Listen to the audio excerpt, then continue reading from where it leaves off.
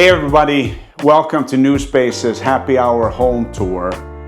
Ali and I are going to walk you through a transformation in a 1937 Center Staircase Colonial here in Minneapolis.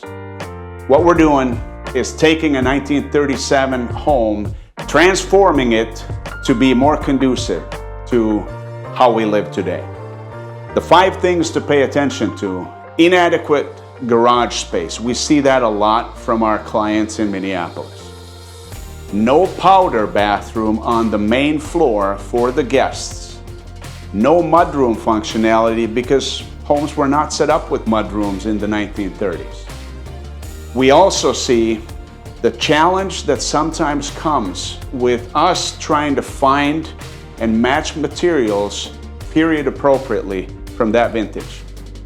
And the final thing, these homes, they're wonderful gems, but they do not have the family room area, the entertaining area that our families are looking for today. The first area we're going to discuss is the garage conversion. We talked about how inadequate the garage space was. So in order to remedy that, we completely converted the existing garage to something else. And Ali's going to talk to us about what happened here. So the 3 spaces we built in the existing garage footprint was the beverage bar, a family room, sunroom area, and a mudroom. And you'll see here we created a new archway that mimics another archway in the existing living room. So now this archway connects to the kitchen and the dinette, and it's a nice flow into the new space. And when we say inadequate garage space, in today's world, a 19 by 17 space is not considered adequate for a family. So we created a family sunroom area where the family could gather, relax, have their morning coffee, spend some time together in the evenings. And we have access to the exterior. We also have some really nice natural light with plenty of windows. And then we framed in a fireplace with some cabinetry as well. We paid attention to a lot of the materials that you already see throughout the rest of the main level of the house, like the hardwood flooring and the baseboard trim. Usually what you see is a formal front living room and a formal dining room. This type of space does not usually exist in a 1930s home. We're in the mudroom here, Ali. Tell us a little bit about the designs that you typically put into a mudroom of today. Yep, so we typically have some kind of built-in cabinetry in the mudroom. You want to think about, where am I going to put all my shoes? Where am I going to put my winter gear? Where am I going to put my bags, purses? A lot of people will store like cleaning items like vacuums or mops or brooms, things like that. So all of the cabinetry is intentional and to be used a certain way. In this case, we have open hooks for storage for hanging coats and scarves. We've got some open storage for baskets for different items, closed storage mixed in, and then this cabinet also houses the vacuum and some other cleaning items in that case. You do have some nice shoe storage below as well, which is convenient. You'll see open, you'll see closed, kind of depends on personal preference. Our audience probably also picks up on the fact that you see us stepping down to this mudroom. And I want to remind you, this is the old garage. So the floor we're at right now is actually the garage slab level that we had here. And we step up 3 risers into the family room sunroom.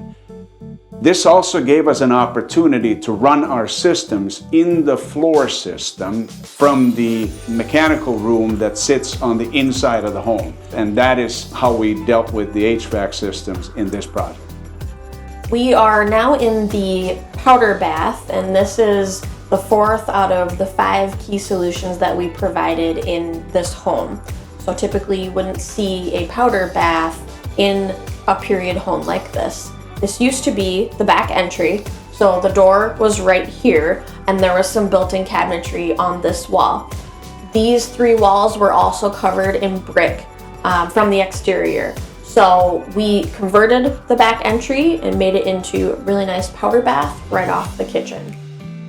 with an existing garage structure that Ali now turned into a family room, sunroom, and the buildable lot that we have in front of us. The homeowner's goals were to have a very generous garage area, and therefore we had to really get into planning and zoning and playing the puzzle of how to orient and how to design a homeowner-provided garage at the same time as we helped him create the family home that he was looking for. This lower part was the garage section, and then the top part was actually a previous addition that the homeowner did that is currently their office.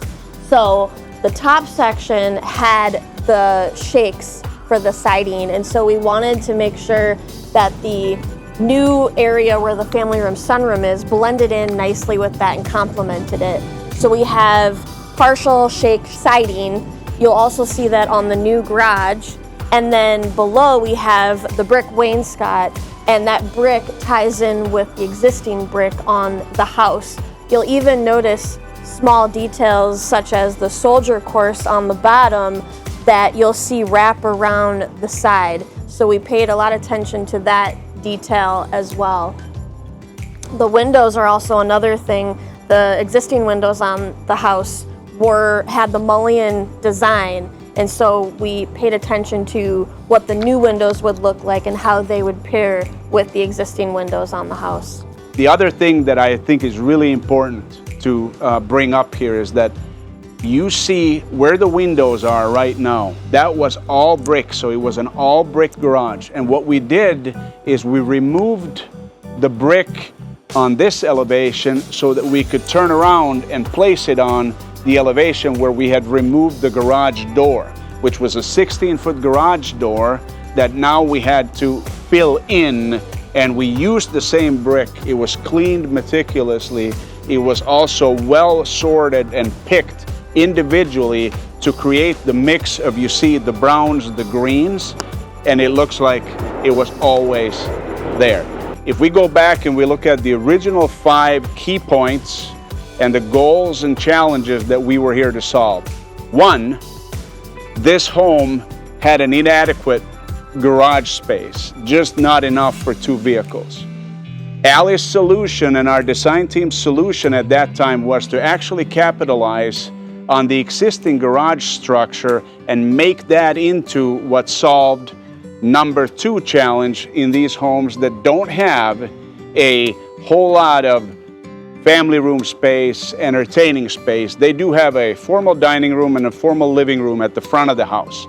By doing this, there's now an entire wing to the back that houses family room, sunroom, mudroom, and we also made provisions and allowed the homeowner to put together a plan for a detached garage to house everything that this active family wanted to have. I want again encourage you that if you have some of these thoughts about your own home, go to newspaces.com. Check out the virtual happy hour tour. Schedule a consultation with us and allow us to come and discuss how to help you live better. Welcome to New Spaces.